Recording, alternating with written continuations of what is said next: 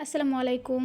Welcome করছি আমার নতুন একটি ডেইলি ভ্লগে। তো আজকে সকাল থেকে সন্ধ্যা পর্যন্ত কি করলাম আপনাদের সাথে শেয়ার করব। তো চলুন, কিছু কাপড় চোপড় জমে গেছিলো, সেগুলো আজকে ওয়াশিং মেশিনে ওয়াশ করব। তো এখানে কিছু প্রসেসিং আমি আপনাদেরকে দেখাচ্ছি। এখানে প্রথমে এই ট্রেতে পরিমাণ মতো ডিটারজেন্ট দিয়ে দিচ্ছে, তারপর এটা অন করলে এখানে পানি লোড হবে। তো দেখুন, এখন এখানে ওপেন করে দিলে এখান থেকে পানি পড়া শুরু হবে এবং পরিমাণ মতো এখানে পানি লোড হবে। তারপর এখানে একে একে কাপড় চোপড়গুলো দিয়ে দিচ্ছে। কাপড় চোপড়গুলো বুঝে এখানে পানি লোড করে নেবে। বেশ অনেক কাপড় চোপড়ই জমে গিয়েছে, আপনারা দেখলেই বুঝতে পারবেন।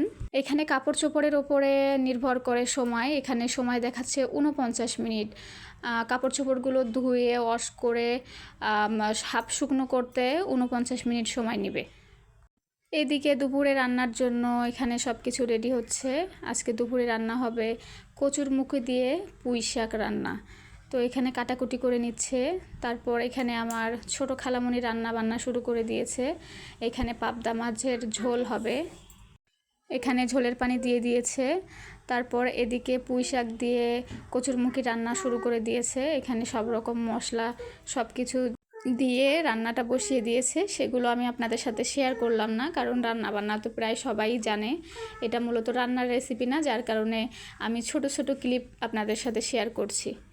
তো এদিকে দেখুন, ওয়াশিং মেশিনের সময়টা বন্ধ হয়ে গিয়েছে, তার মানে আমার কাপড় চোপড়গুলো ওয়াশ হয়ে গিয়েছে।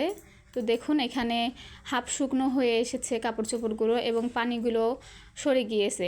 এই যে দেখুন, কাপড় চোপড়গুলো হাফ শুকনো হয়ে গিয়েছে। এগুলো এখন বেলকুনিতে মেলে দিব, কিছুক্ষণের ভেতরেই শুকিয়ে যাবে। তো এই যে দেখুন, বেলকুনিতে আমি এগুলো সুন্দরভাবে মেলে দিয়েছি।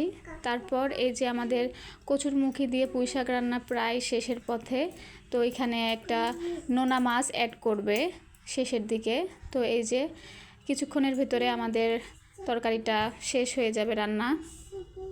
ঝোলের পানি দিয়ে নোনা মাছ দিয়ে এখন এটা ঢাকা দিয়ে দিবে। তো পাবদা মাছের ঝোলটা রেডি, দেখতে খুব লোভনীয় হয়েছে। তারপর খাওয়া দাওয়া শেষে বিকেলের দিকে চলে গিয়েছিলাম একটু কচু ক্ষেত বাজারে।